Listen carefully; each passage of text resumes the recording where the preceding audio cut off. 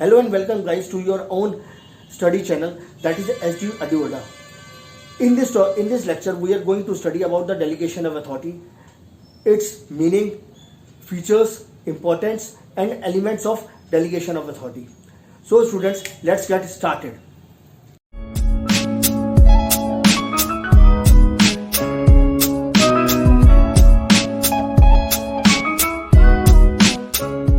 सबसे पहले हम ये समझते हैं कि डेलीगेशन ऑफ अथॉरिटी का मतलब क्या होता है। डेलीगेशन का मतलब क्या होता है?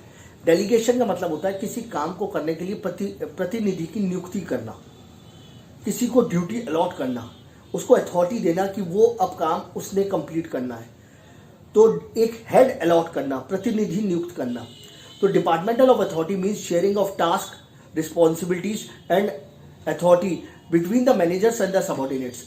इसका मतलब आप समझिए कि जो ओनर ऑफ द कंपनी होता है वो अकेला सारे काम नहीं कर सकता, वो टास्क को डिवाइड कर देता है।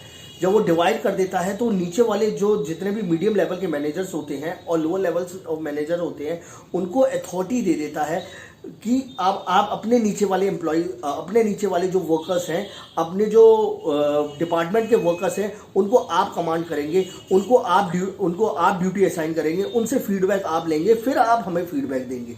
इससे डिवीजन ऑफ वर्क हो जाता है। फिर सेकेंड चीज आप देखिए, features of delegation of authority. Downward transfer of authority from superior to subordinate. Top level management से जो अथॉरिटी है वो फ्लो होकर अब डिपार्टमेंटल हेड के पास आ गई, डिपार्टमेंटल हेड के पास से एम्प्लॉयज के पास आ गई, एम्प्लॉयज के पास से आके नीचे लोअर लेवल वर्कर्स के पास आ गई। तो ये अथॉरिटी कहाँ से फ्लो हो रही है? ऊपर से नीचे, that is from upward to downward. ऊपर से नीचे आ रही है डाउनवर्ड ट्रांसफर ऑफ अथॉरिटी। अब कोई भी वर्क को करने के लिए, कोई भी फंक्शन ऑफ मैनेजमेंट को करने के लिए, whether planning, organising, directing, staffing and controlling, कोई फंक्शन ऑफ मैनेजमेंट के लिए, each and every function of management को कंप्लीट करने के लिए डेलीगेशन ऑफ अथॉरिटी बहुत जरूरी है, क्योंकि एक व्यक्ति सारे काम को कंप्लीट नहीं कर सकता।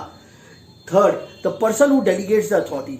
जो पर्सन जो डेलीगेट करता है अथॉरिटी, जो ट्रांसफर करता है authority, that is called delegator. और जिस पर्सन के पास अथॉरिटी जाती है दैट इज कॉल्ड डेलीगेटी।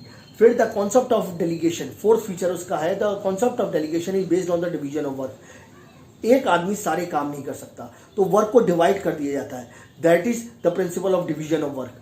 तो this concept of delegation is based on the principle of division of work. ठीक, यहां तक तो हमने फीचर्स पढ़ लिए। उसके बाद आ जाते हैं what is the importance of delegation of authority. अब the importance of delegation of authority means, पहला जो उसका पॉइंट है, मेन पॉइंट है, that is reduction in the executive workload.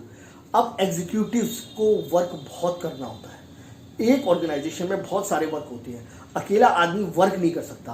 तो वो क्या करते हैं, जब अथॉरिटी उनको टॉप लेवल मैनेजमेंट के द्वारा डिपार्टमेंटल हेड्स को अथॉरिटी आती है कि वो नीचे वाले अपने लोगों को कमांड करें, अपने नीचे वाले वर्कर्स को कमांड करें, तो वो अपने जो वर्क उसके पास आता है वो नीचे वाले वर्कर्स को शिफ्ट कर देता है, कमांड कर देता है कि आपको ये काम कंप्लीट करके फीडबैक मुझे देना है।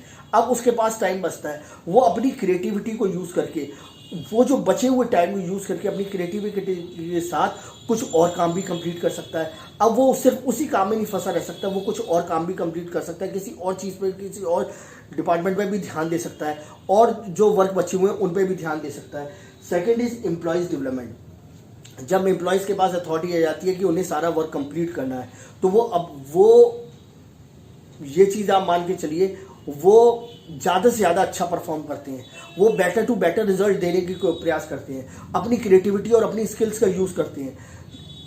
इससे उनकी डेवलपमेंट, इनर डेवलपमेंट, उनकी खुद की डेवलपमेंट, उनकी पर्सनैलिटी की डेवलपमेंट हो जाती है। फिर क्विक एंड बेटर डिसीजन। अब हमें डिसीजन लेने के लिए बार बार टॉप लेवल के पास जाना नहीं है, या एम्प्लॉयज़ को अपने डिपार्टमेंटल हेड के पास नहीं जाना, उनको ड्यूटी दे दी गई है, उनका काम ये है कि उनको वर्क कंप्लीट करके देना है, तो वो अपनी क्रिएटिविटी और स्किल से बेटर टू बेटर डिसीजन ले सकते हैं।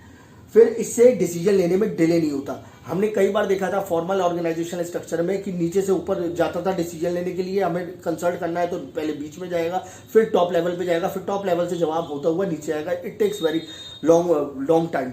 अब यहाँ पर क्या होता है, quick and better decision is possible.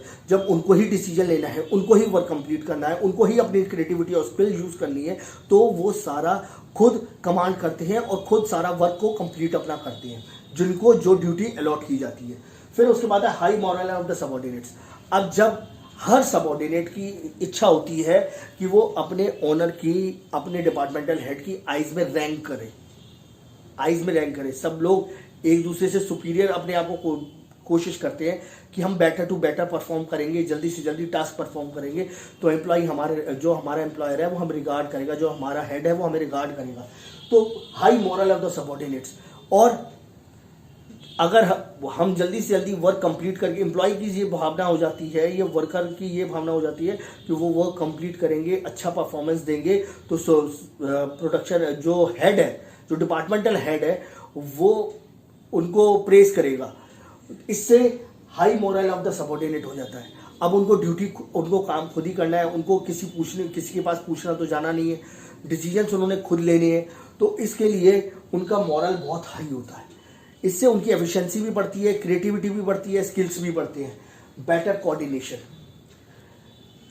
जो डेलीगेशन के मेन एलिमेंट्स होते हैं, अथॉरिटी, रिस्पॉन्सिबिलिटी, अकाउंटेबिलिटी, उसमें सारी ड्यूटीज, प्रोसीजर्स, रूल्स, सब चीज़ क्लियरली मेंशन्ड होती है कि वर्कर को क्या करना है, क्या नहीं करना है, और कितने टाइम में वर्क कंप्लीट करना है। तो हर चीज़ बेटर कोऑर्डिनेशन के साथ चलती है। सब एक साथ मिलकर चलते हैं और अपने ऑर्गेनाइजेशन को desired goal, that is profit, provide कराते हैं।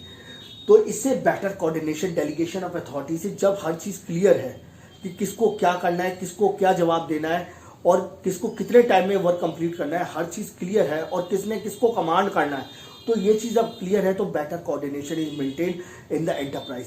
और इससे बेनिफिट ये है कि हमारा डिजायर्ड गोल इजीली अचीव हो जाता है और हमें बेनिफिट होता है। अब हम बात करते हैं the elements of delegation of authority. Delegation of authority के 3 एलिमेंट्स मेन होते हैं। First is authority, second one is responsibility, and third one is accountability. अब अथॉरिटी क्या होती है? It refers to the right of individual to command others, to command his subordinates, कि उसको authority दे दी जाती है। It refers to the right of individual to command his subordinates and to take action within his scope of position. उसको authority दे दी जाती है कि वो अपनी पोजीशन के अकॉर्डिंग कमांड कर सकता है और अपने सबऑर्डिनेट्स को कमांड कर सकता है। और ये चीज़ मानिए कि जो उसको अथॉरिटी दी जाएगी वो उसके अकॉर्डिंग ही, उसी अपनी पोजीशन के अकॉर्डिंग ही अपने नीचे वाले वर्कर्स को कमांड कर सकता है और ड्यूटीज अलॉट कर सकता है। अथॉरिटी, इसका मेन फीचर एक ये होता है अथॉरिटी का कि वो from top to bottom flow करती है। टॉप लेवल से अथॉरिटी मूव करके नीचे आएगी, डिपार्टमेंटल हेड के पास आएगी, डिपार्टमेंटल हेड से नीचे लोअर लेवल्स के पास जाएगी। तो ये जो इसकी चेन है ये फ्रॉम टॉप टू डाउनवर्ड्स है। फिर उसके बाद है अथॉरिटी जो होती है वो हाईएस्ट एट द टॉप होती है। ऑनर के पास, जो टॉप लेवल के पास होती है, हाईएस्ट अथॉरिटी होती है। उसके बाद जब मिडिल लेवल के पास आ जाए तो अथॉरिटी की लेवल कम हो जाती है, लो लेवल के पास आ जाते हैं और कम हो जाती है। तो ये सक्सेसिवली रिड्यूस होती चली जाती है। टॉप लेवल पे हाई, फिर मीडियम लेवल पे उससे कम, फिर लोअर लेवल पे और उससे कम। It helps to maintain order in the organisation. एक जब top level, medium level, lower level की हम अथॉरिटी की बात कर रहे हैं तो ये एक रैंक सिस्टम हो जाता है, एक रैंक वाइज चलता चला जाता है। तो इससे एक ऑर्डर पूरी ऑर्गेनाइजेशन में मेंटेन हो जाता है। अब बात हम करें responsibility. Responsibility is an obligation of individual to perform the duty assign to him. अब एक बार अथॉरिटी मिल गई, अब उसने आगे कमांड कर दिया, उसने ड्यूटी आगे अपने वर्कर्स को सौंप दी, आगे वर्कर्स को अलॉट कर दी कि you have to do perform the particular duty.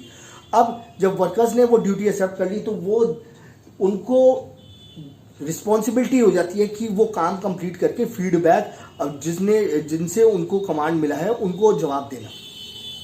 It is the obligation of the individual to carry out the assign duty. फिर सेकंड इसमें एक पॉइंट है, it is the duty of the subordinate to perform the assign task. अब responsibility ये हो जाती है कि एक बार ड्यूटी वर्कर को अलॉट कर दी गई तो वर्कर का ये रिस्पॉन्सिबिलिटी है, ड्यूटी है कि जो उसको काम दिया गया है वो उसने पूरा करना है। Responsibility flows. अब responsibility flows from lower to upper, नीचे से ऊपर जाएगी। ऊपर से कमांड आ गया, नीचे से हमने जवाब देना है, हाँ जी सर हो गया, हाँ जी सर ये वाला काम कर लिया। समझ में आ गई ना बात? अगर हमें किसी ने आदेश दिया, अगर मैंने आपको आदेश दिया कि आपको ये नोट्स आज कंप्लीट करने हैं, तो मेरे पास अथॉरिटी है, मैंने आपको कमांड किया। अब आपके पास जब ड्यूटी आ गई है, आपने वो नोट्स लिख दिया और मुझे रिप्लाई दिया, हाँ जी सर हो गया, ठीक है। अब उसके बाद आ जाइए आप accountability. Accountability means it is the obligation और to carry out the responsibility. It is the obligation to carry out. अब हमें वो काम करना ही करना है, अब हमने रिजल्ट देखना है। For being answerable for the final outcome, जो फाइनल आउटकम, जो फाइनल रिजल्ट निकाल के आना है, वो हमने अपने सुपीरियर को बताना है। अब सबॉर्डिनेट के पास रिस्पॉन्सिबिलिटी तो आ गई, ड्यूटी तो आ गई, अब उसने काम परफॉर्म किया, उसने कह दिया हाँ जी सर हो गया। अब अपना फाइनल आउटकम तो दिखाओगे कि आपने क्या काम किया, कैसे किया। For being answerable for the final outcome, once the authority is delegated, responsibility is fixed, subordinate पीछे नहीं हट सकता। अब उसने ड्यूटी एक्सेप्ट कर ली है, काम उसे कंप्लीट करके देना है, काम कंप्लीट करके देना है। अब उसे जवाब देना है कि सर कंप्लीट तो हो गया। अब जब काम वो दिखाएगा उसने कैसे काम किया है, किस तरीके से काम किया है, अच्छा किया है या बुरा किया है, तो ये उसकी अकाउंटेबिलिटी हो जाती है। फाइनल आउटकम, फाइनल रिजल्ट के बारे में अपने सुपीरियर को, अपने हेड को बताना। फिर it flows from downward to upward, उसने अपने सबॉर्डिनेट को किसको जवाब देना होता है, अपने सुपीरियर को। तो ये अकाउंटेबिलिटी कहाँ फ्लो हो रही है, नीचे से लेके ऊपर तक। Has the subordinate have to explain, has the subordinate have to explain the final result of his work, of the duty that has been allotted to him. तो उसको जवाब देना होता है। ये 3 एलिमेंट्स होते हैं, अथॉरिटी, रिस्पॉन्सिबिलिटी एंड अकाउंटेबिलिटी। तो ये टॉपिक आज समाप्त होता है। नेक्स्ट वीडियो लेक्चर में हम सेंट्रलाइजेशन और डिसेंट्रलाइजेशन के बारे में पढ़ेंगे। Thank you.